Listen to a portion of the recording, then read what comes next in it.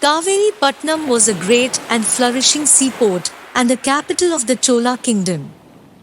It was then known as Puhar and shone among the cities of the world as a famous emporium of trade and the seat of civilization. Ships laden with rich and various cargo from many lands, far and near, visited its harbour regularly, and merchants, artisans, and craftsmen, speaking many a strange tongue, were to be seen within its walls.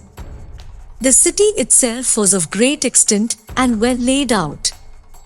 Palaces, mansions, and pagodas, theatres and music halls, monasteries and marketplaces abounded there on every side and adorned its magnificent streets and squares. The government was a monarchy, tempered by the goodwill of the people, and the king had to conform to a rigorous code of justice and honor to preserve the fair name of his house untarnished. Indra and Shiva were the most popular deities, but Jainism and Buddhism also flourished unmolested by their sides and were much in favor at the time of our story. Such was Kaveripattinam, or Puhar, the capital of the Cholas, some 50 or 60 generations ago. In those days, there lived in Kaveripattinam a rich merchant by the name of Masathovan. He had a son, Kovalan, and he married him to the young and beautiful Kannagi, daughter of another rich merchant, Manimegalai. This young couple loved each other fondly and lived happily together for some years. But one day, Kovalan chanced to meet Madhavi, a most beautiful and accomplished actress and dancer, and fell in love with her. From that day on, he neglected his wife and began to live with Madhavi and spend his time and wealth on her. Unlike other women of her class, she too loved him truly and was faithful to him.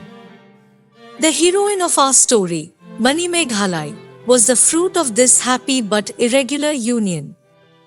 Manimegalai, as she grew apace, promised to become even more beautiful than her mother. She was carefully trained in all the arts and accomplishments of her social class and became an adept in them. Chitrapati, the mother of Madhavi, who was dissatisfied with her own daughter for leading a chaste life with one man, took much trouble training Manimekalai and vowed within herself that her career at least should be different. After some years, the lovers quarrelled one day, doubting each other's constancy, and Kovalan left Madhavi and returned to his own house, sad and dejected. His wife, Kannagi, welcomed him with soft and loving words and strove to soothe his sorrow and make him happy.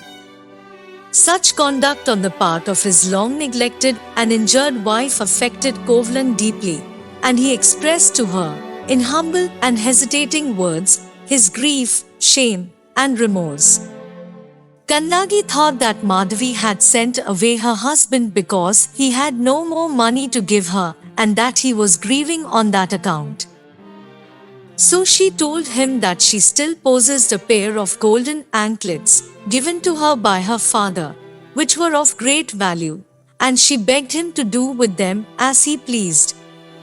These words of true and selfless affection touched Kovalan's heart, and his remorse for his past unworthy conduct was keener than ever.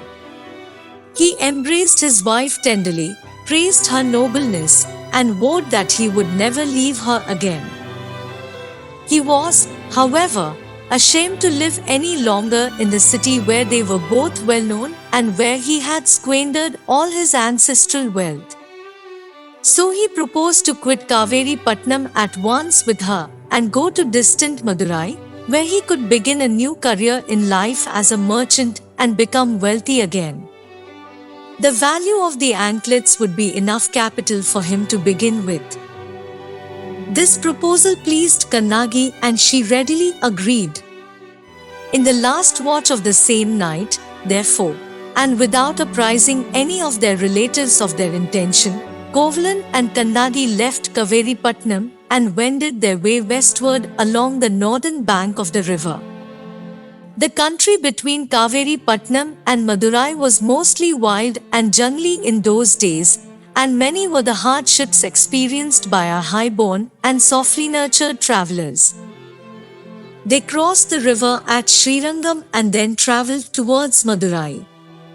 On the way, a messenger, sent by Madhavi, overtook Kovalan and gave him a letter from her complaining bitterly of his abandoning her and beseeching him to return.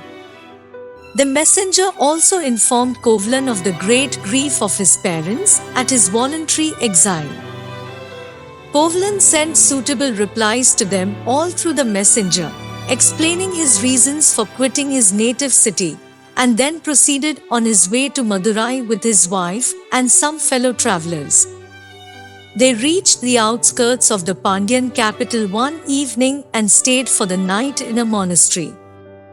The next morning, Kovalan left his wife in the house of a shepherdess and went into the city himself, taking with him one of her anklets to sell. As the ornament was valuable and could be purchased only by princes, he sought the help of the king's goldsmith to sell it. This man was a dishonest scoundrel, and he had just then misappropriated for him a similar anklet made for the queen. He therefore thought it a good opportunity to hide his own dishonesty by making a scapegoat of Kovalan.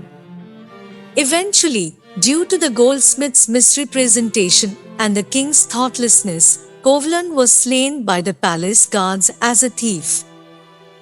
When the news of her husband's cruel murder reached Kannagi, her grief and rage knew no bounds.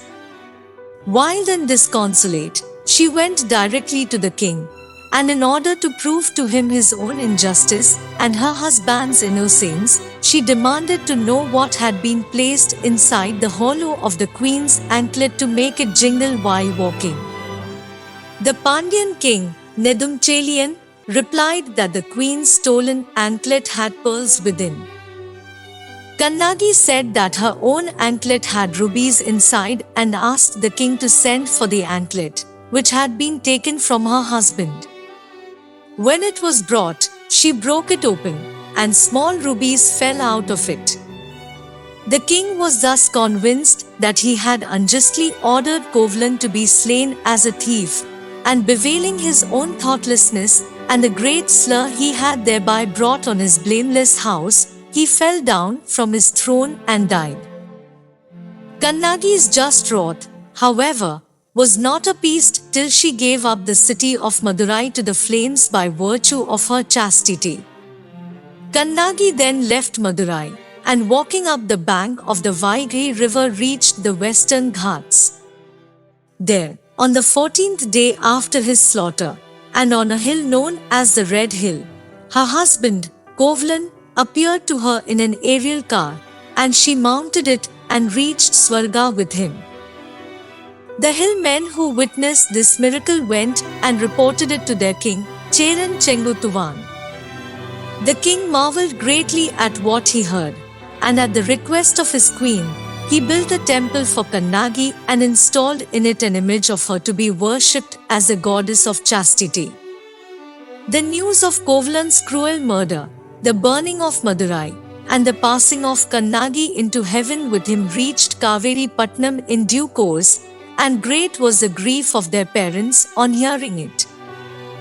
Madhavi and Manimegalai were inconsolable, and Madhavi put on widow's weeds and became a recluse doing humble service in a Buddhist monastery.